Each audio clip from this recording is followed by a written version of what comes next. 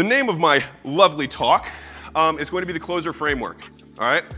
This is the governing framework for how you make the conversation. C is you clarify why the person is there. Now, when you use this framework, everything that's in your framework has to be a question only. Do not put paragraphs, do not put statements, because they will start reading them, they can't think that way. Only put questions, because they can pause, they can ask another question. They can pause, they can ask another question, and they need no intelligence to do that. What made you get on the call? What's your goal? Why is that important to you? What would it look like 12 months from now if this ideal outcome were to be achieved? Next, you label them with a problem. So what I'm hearing is, you've done X, Y, and Z, and the missing link has been X, whatever. Is that right? Yes, got it. I now have a problem, you now have cancer, I can cure it. All right, next is O. We're gonna overview the pain. Okay, so I'm assuming not the first person you've come to try and solve this problem, so what have you done in the past? All right, I've done X, Y, and Z. Why did that not work for you? Obviously it didn't work because they're on the phone with you. All right, so you always have that advantage because they are on the phone with you right now. So you're overviewing past pain. We call it the pain cycle. You do that until they have nothing left, and you're like, awesome, and then you recap the pain. Then, S, you sell the vacation. This is the only thing that your salespeople have to actually know. There's gonna be 3 stories that you're gonna tell them that are gonna be illustrative of the thing that you were helping them solve. So an example would be fitness, nutrition, and accountability. If I was trying to sell weight loss, right? You're usually missing 1 or 2 or all 3 of these things, and that's why you weren't successful, right? You couldn't consistently work out, you couldn't consistently eat the right way, or no one was there to hold you accountable. Does that make sense?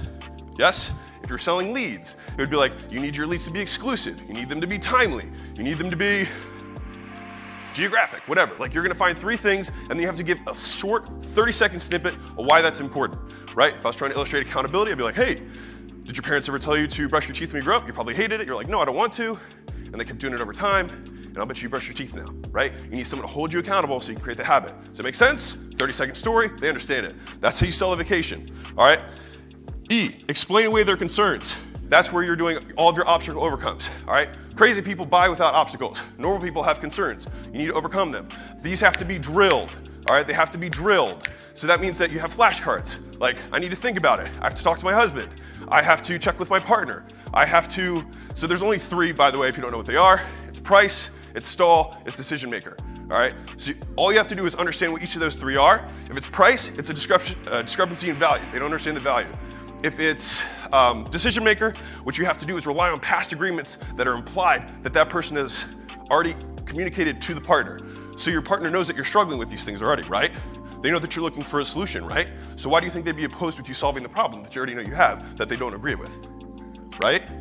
Overcoming, okay? Those have to be drilled. All you're doing is teaching someone to make a decision because people don't like making them because they fear making a mistake. So what you're gonna do is walk them through a decision-making process. So how do we make decisions? Either, do you like me? Yes or no? Do you like the product? Yes or no?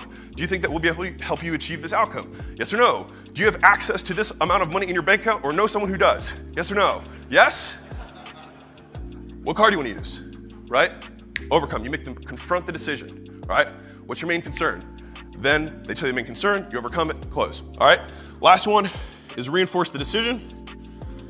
And I like doing this, and we included it after time, is that people back out, right? So how can we slam it on them? How can we get them super pumped?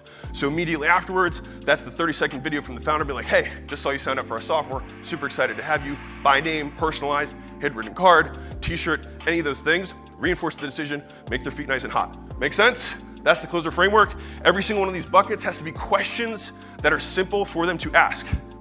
All right? So when you're organizing your script, this is the conversation we're going through. Does that make sense to everybody?